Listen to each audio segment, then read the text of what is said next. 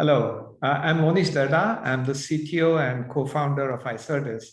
And thank you for having me at this F50 Capital Summit. Really appreciate the opportunity and the opportunity to reach out to everyone in the audience and share some of my thoughts. Just a quick introduction. I've been a serial entrepreneur. iCertis is my seventh startup. This is actually, it's very funnily, this is probably the largest company I have ever worked for or co-founded, whatever you call it, in my career for that long a time. I went through a couple of acquisitions that obviously were larger companies like Sun Microsystems and BMC Software. But this has been a very interesting journey. iCertis is the leading provider of contract lifecycle management solutions for the enterprise. We are at the top right quadrant of the Gartner MQ and the Forrester Wave. A little bit immodestly, we actually help define the category in some ways. Gartner did not have a magic quadrant till 2019. 2020 was the first time they actually had one. And so it's been a very interesting journey from that perspective. It's always very interesting for a founder to actually look at a milestone like being a unicorn, raising a round, like being a leader in the MQ, to say, hey, have I reached what I set out to do? Or is there a long kind of journey ahead of me? And for iCertis, for me personally, that's been a very interesting thing. Every time we have reached a milestone that we never thought about when we founded iCertis, we said, oh my goodness, there is another big milestone to reach, and it's within reach. So it's been a very, very interesting journey from that perspective. But more importantly, especially for this conversation, I think what is important and what is very interesting for me is the journey that we have been through in the last 30 years of having been an entrepreneur in India. And in Pune specifically, though some of the startups that I co-founded or I was a very early part of were all over the world. And what is interesting is I have seen the transition that has happened in India in many different ways. I've seen a young population go through a complete mindset change in one of the largest markets in the world. And that's, if you think about it, that's a substantial, consequential thing to say. It's been a massive change that I've seen from the time I started thinking about my first startup. I was actually, the first thing I had to work on, which people will find strange in this day and age, is to convince my parents, can I leave a job that pays well, right? And then go to an entrepreneurial, kind of journey where it is slightly unexpected or it's slightly hard to imagine what will happen. And having crossed that barrier and become an entrepreneur at a time where entrepreneurship was not really the thing to do in India, to today where somebody told me last week in a conversation like this that, hey, there are now companies from Haridwar and Chandigarh and Indore that are $1 million in ARR and you don't even know their names. And he took 4 or 5 names that I'd actually never heard of. And these companies are integration companies. These companies are companies that actually sell software that works in very niche use cases. And you don't hear of them because they are at the back end. They've not raised money. They've not got capital. They're like an 8 or 10 people team working in some corner of a small city or a small town in India. And I've actually been churning out $1 million ARR.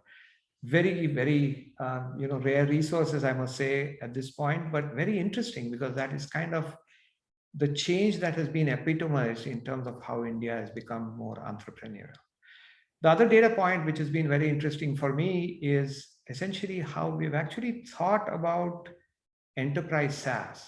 And I specifically bring out enterprise SaaS because that's the one area which is usually, if you think about the Bay Area, if you think about Israel, if you think about a lot of, the hotspots in Europe where and in the US where entrepreneurship is considered to be the thing to do, enterprise SaaS has been the most difficult and probably almost the most rewarding in a category of investments that people make and the category of what founders think success is. And some companies and many companies actually have gone to kind of, a height that they never dreamed of when they were founded. So there, I think very interestingly, India has seen a big transition. And, I'll hopefully go into a little bit of detail of why I think that one transition has probably been that NASSCOM in its last report last year actually said that it's a 2.5 billion revenue industry in India today. And this is pure enterprise SaaS. And it is slated to be 12 to 15 billion by 2025. And if I do a little bit of back paper, back book, whatever you call it, math, that represents probably about, conservatively $2 trillion of valuation. And that means if you conservatively look at a fundraise of maybe 10% of that or 20% of that, you're still thinking, a lot of money coming in, 300 billion coming in the next 3 or 4 years in terms of just cash being invested in companies in India. So it's an exciting time. I'm really, really excited about, what India can bring to the table for the world, what Indian entrepreneurs can hope to bring to the table for the world. And I'm really excited that, iCertis is actually playing a part here. We turned unicorn in 2019. Our valuation is north of 3 billion now. In the last fundraise we raised a year ago. So, it's gone substantially ahead of that. But, being one of those few handful of companies that are now showing the way, and more importantly, generating the talent that will bring the next, 12 or 15 billion dollars to the enterprise SaaS revenue in India, and generally SaaS revenue in India. So I'm really, really excited about this. And, this is an opportunity for me to share some of my thoughts as well. Srinath, is that a good introduction? Absolutely, Monish, great introduction, and fantastic story, which has been evolved around you, and your entrepreneurial journey. Very great. In fact, you have 7 founding organizations, and also you stated that this is one of the largest organization you have been involved. Very, very exciting to know that, in fact. But great to know that all this around you, and welcome to our F50 Global Summit. This one. I'll start here. My questions evolves around innovation and the robust growth opportunities in India.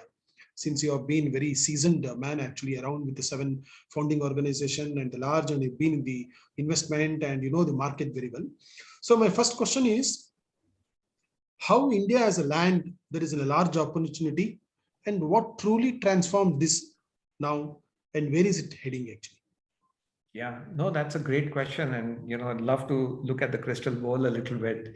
I think I said this, and it's very interesting, the mindset change of a young population that is now connected to the world in one of the largest markets in the world. I think that's probably what makes it the new land of opportunity. Think about it. It's a very young population. The opportunity in terms of how you can expand a service here or a product here is quite phenomenal. Just as more and more of the population is actually getting more money to spend, it gets very exciting, and it's all connected to the world. So it's the market itself here is not limited to India. It is actually can be targeted and is being targeted to the world. And there is that mindset change. I think, a 24-year-old that raised $8 million 2 weeks ago in his company, a family business that pivoted to a global professionally run business. The old 1 rupee divide, traditionally we were taught when we were young that 50 paise, so half the money that you earn, you spend for expenses, you're living. And you spend 25% on charity, and you spend 25% on savings. That's completely flipped. So people have a lot more extra money. They are willing to spend more. That means that it's a very thriving economy at this point. And what truly, in my mind, transformed this really was this mindset change. And being a young population, the mindset change of a whole generation becomes that much more easier. And there are lots of other things that, all the pundits will tell you, how the internet, the commerce, the ease of doing business, the political situation, there are 500 things that actually transform this. But what truly transformed this in my mind is that mindset, is how people think about entrepreneurship, how people think about failure, how people think of sharing a stake in their company, how people think of growth, and most importantly, probably, how bold can their vision be? I think that has truly transformed India as an entrepreneurial hotbed. Yeah, absolutely, Monish. You have given that, the 360-degree you have given, definitely looking at many years back and now, the young people are absolutely getting into this kind of an ecosystem, taking a huge risk, and they're not looking at that point actually in the front. My next question to you is, when you're looking, having in a perspective of the India's growth story, how does one like you, who have been journeyed in the long haul of entrepreneurship and ecosystem, comparing to the Bay Area? In fact, you have seen the US market, you've seen the European market, but in the perspective of at this point of time in India's growth story, how do you compare that? Yeah, and that's an obvious comparison, right? That's what Yes. you always think about when you think about startups, and the whole entrepreneurial ecosystem. Correct. And having spent a lot of time in the Bay Area as well, it's there are a couple of small things that you pick up, right? And it's very interesting, especially for some people in the audience as well. When I was in the Bay Area, when I was working there, right before the dot-com boom burst, which was very exciting times, times where you got a Porsche for a signing bonus, right? And then, very recently also, how it changed. There are these small things you pick up. Your conversations when you're at a coffee shop, you're going to a friend, you're meeting someone, in a professional way. The conversation kind of automatically turns to tech, right? The conversation turns to funding. The conversation turns to, hey, I know this great startup that's come together and is doing this and that, and so on and so forth. I think that ecosystem just drives everything like this. And if you think about India, I think when I remember my conversations when I used to come back from the Bay Area back to Pune, the conversations would be more, family, movies, politics, right? It's a very interesting and a very subtle difference in terms of how people think about, what to talk about, what is important in their lives. Nowadays, it's interesting that the same conversations that I used to have in the Bay Area are now happening in Pune and Bangalore and Delhi and Nagpur, for that matter, right? Even smaller towns in India. You go in there, you're talking to someone, a friend, my son's friend, for example, different generation. The conversation is now all about now, hey, what are you doing? Oh, this is iCertis. How did you get there? Hey, I have this startup. Are you willing to invest? The conversations have now flipped to technology, to software, to IT, to investment, to business, to market fit, product market fit. It's a very subtle change, but that kind of shows you how this thing changes. Now, if you come to comparison, it's very interesting. We're probably, obviously, from a maturity perspective, from where we want to go and where the Bay Area is today perspective, very, very different. I think it's very hard to compare from that perspective. We're probably a few years behind. But I think what is happening is think about it as a farm, right? The farm was sold with India's IT services, that kind of brought the population, kind of got the Infosys and the Wipros of the worlds to be mainstream. It shoots where people who had made enough money in the IT industry and spent enough time outside the country, especially in the Bay Area, to give in to that entrepreneurial itch and come back to India and say, okay, I want to do something. The fertilizer to kind of this ecosystem was one of the youngest populations in the world, where risk-taking now came naturally. And in this case, it becomes very interesting because now, you have people who are willing to take the risk. You have people who have an ecosystem to build, and you have people who have the experience who have done that before. I think that in India had never really happened before, except in the last 5, 6 years. The opening of the economy, the connectivity, ease of doing business was all the climate. It just, gave it a rich ground to be fertile with. And it was rain, that the land was really eagerly waiting to receive. And I think that's what made it interesting. So direct comparison, I would say we are now getting to that mindset that the Bay Area had or has, I should say, as a country, which is very interesting. I think that makes it, first of all, it makes it very exciting. Second of all, the opportunity becomes really large. The second thing that is, I think, very comparable is that the kind of entrepreneurs that you would find and the kind of crazy ideas that you would find in the Bay Area typically, take SpaceX, for example, or Tesla. Now you're starting to see the seeds. I'm not saying, you can see that vision yet, but you're starting to see the seeds. You're starting to see people, young entrepreneurs saying, hey, in the microfinance business, I want to build a $5 billion company. They're starting to dream. And that, I think, is a very close comparison in terms of, what people want to do and how the ecosystem is growing. I think what is probably going to be a little bit of a challenge in this market particularly is how you actually go and sell globally. It's always been a challenge in India, right? The IT services company showed the way by making sure the value proposition was all money, right? You save money by offshoring to India. That value proposition has now changed by going up the value chain. Now, what entrepreneurs are now doing is, first of all, you see the replication of models that have worked in the US coming to India. That's a no-brainer. Then you see, hey, what kind of value I can add with similar ideas that I've seen outside, that I can bring that technology-wise in India. Then you are seeing problems that are very India-specific being solved in India. Now what you will see, I'm very, very hopeful of that, is that there will be ideas that will actually now have the power to change the world. I think that's where this ecosystem is going, and it's a big ecosystem. It's a massive ecosystem. Yeah, you're absolutely right, Monish. You have taken 3 points collectively. If I have to tell my audience, you have done the transition, how earlier the Bay Area, now the India is capturing that. And second thing, those younger generation, how they're capturing those business models and changing here, creating that value chain across, and then contributions actually.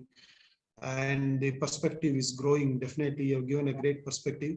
My next question to you is, India's growth story has been huge now in the last couple of years. And, people have started believing right from the rural side to the urban side of the India. But my question to you is, when global investors want to, how they are looking at the India's growth story, what are the benefits of the building startup then in India? Then what is the cross-border benefit actually we can look at this? No, it's a great question. And, here's one of my favorite authors, Isaac Asimov, had this, very popular, very kind of, it formed the basis of a lot of science fiction called the Foundation series. And there's a character there who is a psycho historian called Hari Seldon. And he wants to model the behavior of humanity, right? That's a challenge he's trying to crack. And he wants data to feed that model. And he scours the galaxy, because the human race has spread all across the galaxy. And he scours the galaxy for these patterns that he can use to feed his model. And then he realizes that the capital of the galaxy, it's a planet called Trantor, a very interesting story, actually. He finds that variety on that planet itself. There's so much variety because a lot of people all across the galaxy have come to the planet and settled down with their own unique ways and things and their rituals and their religions and their behaviors and so on. And he looks at the planet, just has a moment of realization. He looks at the planet and says, wow, this is this variety that I've been looking at that I can actually feed into my model. I don't have to scar the galaxy because it's almost impossible to do. I think that is what has happened to India. If you think about the population, if you think about the variety, if you think about the super mega rich to the poorest person, across the country, but they have money, they are, daily wagers who actually spend the money for their food, for entertainment, for a mobile phone, for an app. All of that is actually a big crucible that it's very hard to find elsewhere in the world, right?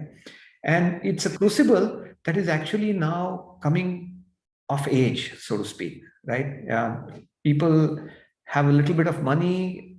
If you keep the money part aside, they have access to the technology. The poorest of the poor now, percentage-wise, again, I'm not kind of doing an average over it, has at least a mobile phone, access to a phone, and through it, SMS, internet, and some of, more and more people are having smartphones now. So it's just that whole crucible is now coming to life. And what that means for investors and for just how you do cross-border entrepreneurship and build businesses across, you have a way to actually find a great product market fit at a price that you can afford in the early stages of the company. But it also makes you very thrifty and very price and quality conscious, right? And that means you can test, you can do some experiments, you can make sure that you can actually think about how that business is built. And then you can scale globally. A lot of people have done that. A lot of companies have done that very successfully. From a complete kind of one way of Ramdev Baba kind of coming of your yoga and then building a multi-billion-dollar business, to the Zohos and then the iCertis of India, who have now actually started in India and built a global business. It becomes a very interesting thing about how this ecosystem can come in, and that's where investors kind of need to look at, right? That's where entrepreneurs need to look at. How do you actually fuel this? How do you see the opportunities here, invest, mentor, and then expand to the world?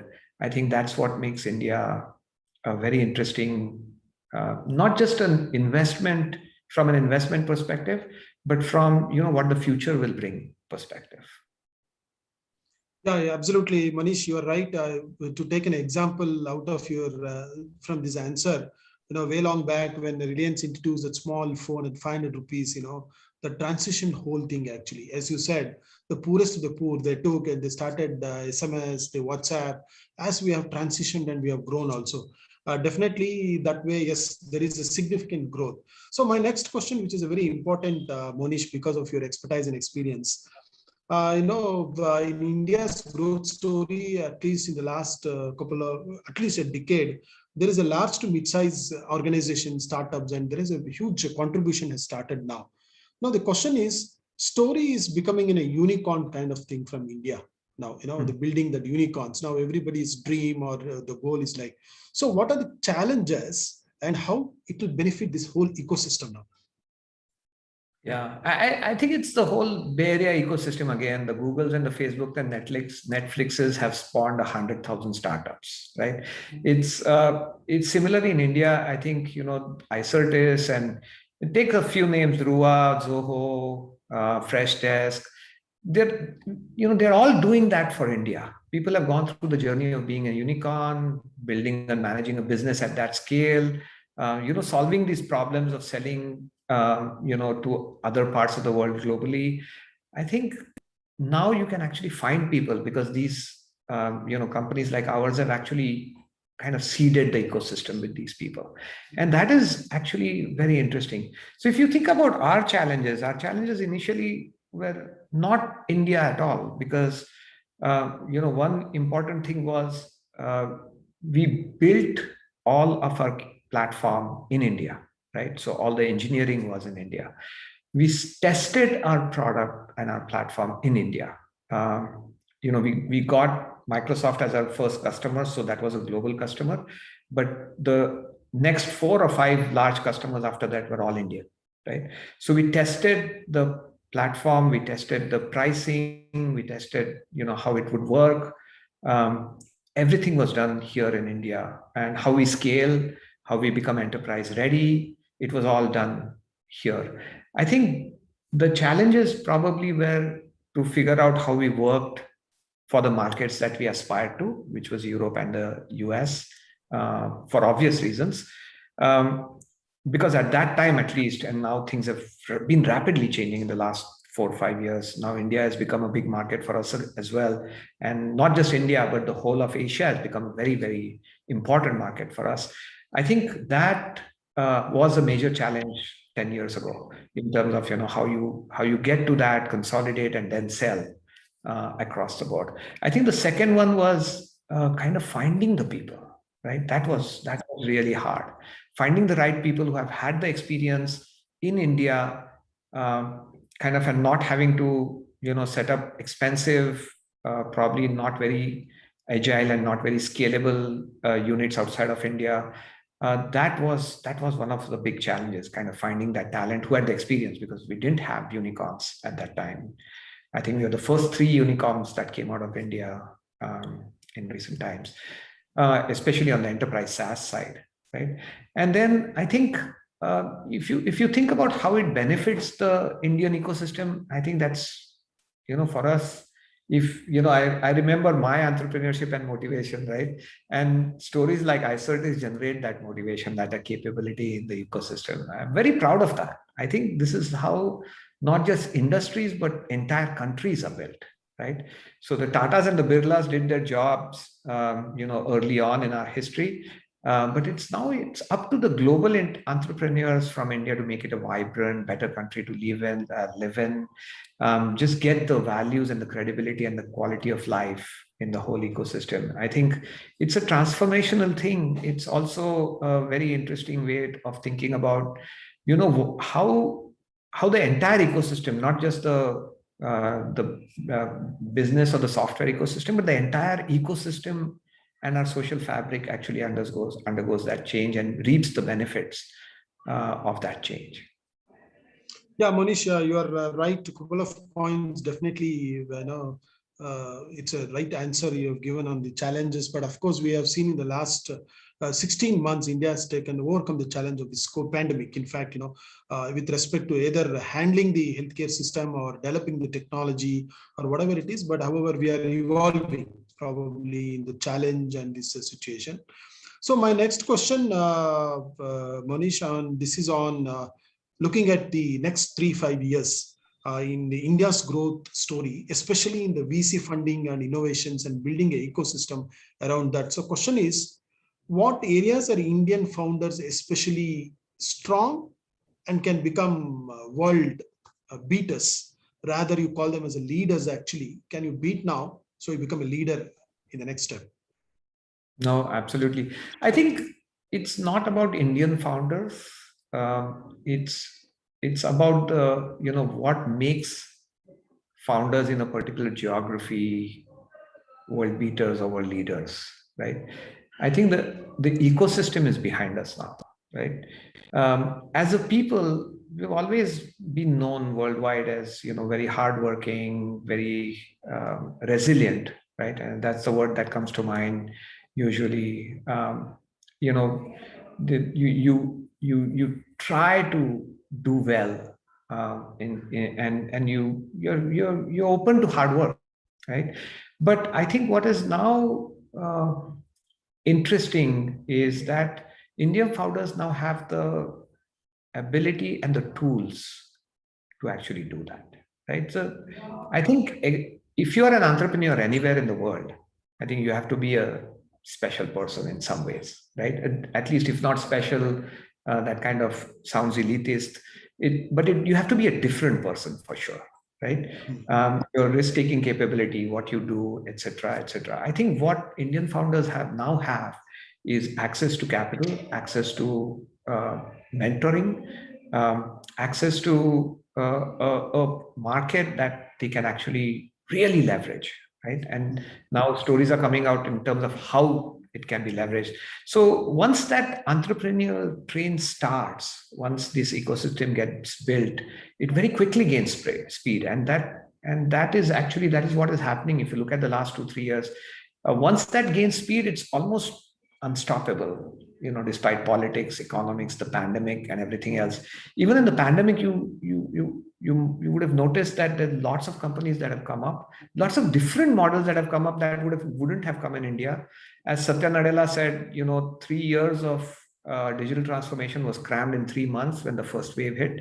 I think that's been now, probably 5-6 years of digital transformation that has been crammed in the last, 15 months or so.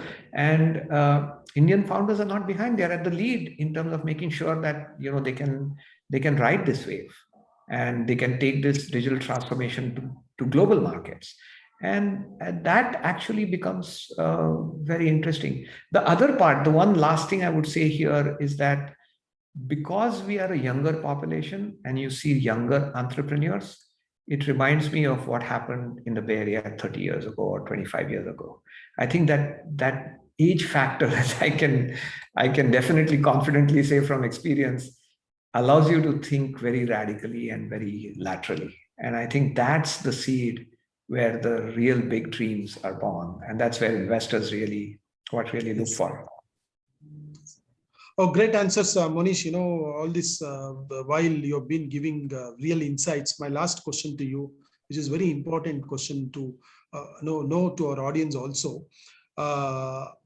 In this whole ecosystem of the growth story and the global programs, the global situations and everything, how is your company playing a significant role in the ecosystem? So my question is, how are you personally helping this ecosystem along with your company's ecosystem in the whole ecosystem actually?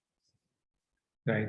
No, and I think that is also important. I alluded to this fact. I think for me personally, just keeping my head down and delivering on the iCertis vision, that in itself is probably going to be a huge help to the Indian ecosystem. And I'll tell you why. I think, one person can do only so much to bring change, but many people that's how you scale, right? You have many people going out. The bigger we get, the better we get as a company, as iCertis in India. And the bigger we learn and the bigger we the more we learn, I should say, and the more we kind of share that information and that learning in the community, I think that will help the ecosystem immensely, as opposed to we doing something specific to help the ecosystem. I think that's what my focus has been. I said, I don't usually refuse any opportunity to, share my learnings. I love that interaction because I think it helps in many, many different ways. Just the mistakes we have made over the years, I think, people definitely can learn from there. I learn continuously from these interactions as well. But my primary focus, and iCertis's primary focus, has been, completely heads down, deliver on our vision. If we can make iCertis as big or bigger than the SAPs and the Salesforces of the world, think about it. A Salesforce coming out of India, an SAP coming out of India, going global. That's the dream. I think I want to give that dream to that ecosystem, nothing more. I think I'll be very happy if I could do that. And that would be, a matter of pride for me, not because we built iCertis into this, but because we did from India. And I think that will be a phenomenal thing for the ecosystem as well. Definitely, Monish, your dream will be definitely achieved, and we will also be part of your dream journey. And finally, this is an India track. F50 is India track, for the Global Summit Austin 2021. What is your closing comments in the 2 lines where it will be a message to our audience actually? No, absolutely. And I wouldn't dare to give advice to investors. I would never make that mistake. But look at this from a new lens. Treat India as a playground to test your investment theories globally, to try new ideas and to take risks that you can't afford to take in other regions of the world.